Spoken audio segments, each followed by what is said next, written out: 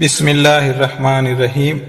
السلام علیکم ورحمۃ اللہ وبرکاتہ۔ حضرت موسیٰ علیہ السلام کو اللہ تعالیٰ نے حکم دیا کہ سمندر کی طرف جاؤ، وہاں 3 کشتیاں ڈوبنے والی ہیں۔ حضرت موسیٰ علیہ السلام فوری حکم الہی کی تعمیل کرتے ہوئے سمندر کی جانب چل دیے۔ ساحل پر پرسکون تھا۔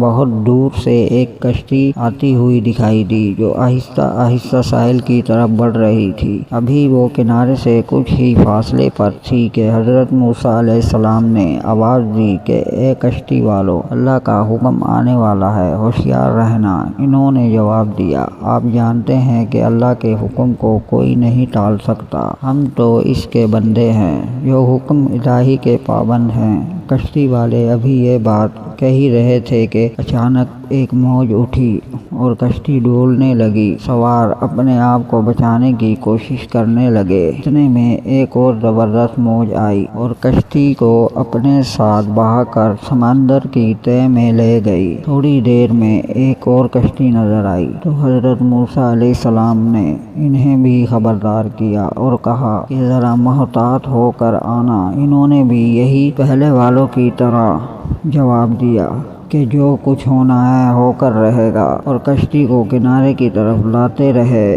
یہاں تک کہ ساحل کے قریب آتے آتے یہ کشتی بھی ڈوب گئی۔ حضرت موسیٰ علیہ السلام کی حکمت کے بارے میں سوچو۔ میں محو تھی کہ انہیں ایک تیسری کشتی دکھائی دی۔ آپ نے حسب سابق اس کشتی والوں کو بھی یہی نصیحت کی کہ دیکھو، اللہ کا حکم آنے والا ہے، اپنے گناہوں کی معافی مانگتے ہوئے ذرا محتاط ہو کر آؤ۔ انہوں نے جواب میں کہا کہ اے اللہ کے نبی علیہ السلام، جس طرح آپ سچے ہیں اس طرح اللہ کا حکم بھی اٹل ہے، اسے کوئی نہیں بدل سکتا، لیکن اللہ کی رحمت بھی تو ہے، ہم اس کی رحمت سے کیوں مایوس ہوں؟ لہذا ہم اللہ کی رحمت پر بھروسہ کر کے آ رہے ہیں اور وہ اپنی رحمت کے صدقے میں ہمیں ضرور امن و سلامتی کے ساتھ کنارے پہنچا دے گا۔ کشتی والوں کا یہ جواب سن کر حضرت موسیٰ علیہ السلام خاموش ہو گئے۔ جب کشتی بحفاظت کنارے پر آ لگی تو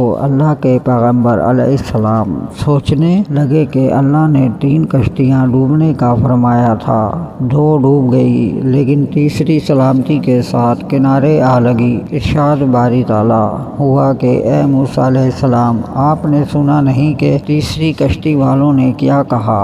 انہوں نے میرے حکم کو تسلیم کیا تھا، میری رحمت کو آواز دی تھی اور اس پر پورا توکل اور بھروسہ بھی کیا تھا، تو اس لیے یہ کشتی میری رحمت کے طفیل بچ گئی، کیونکہ جو بھی میری رحمت کے دروازے پر آ کر صد دیتا ہے میں اسے نا امید نہیں کرتا۔ حدیث میں آتا ہے کہ جب اللہ تعالیٰ نے مخلوقات کو پیدا فرمایا تو عرش پر لکھ دیا، میری رحمت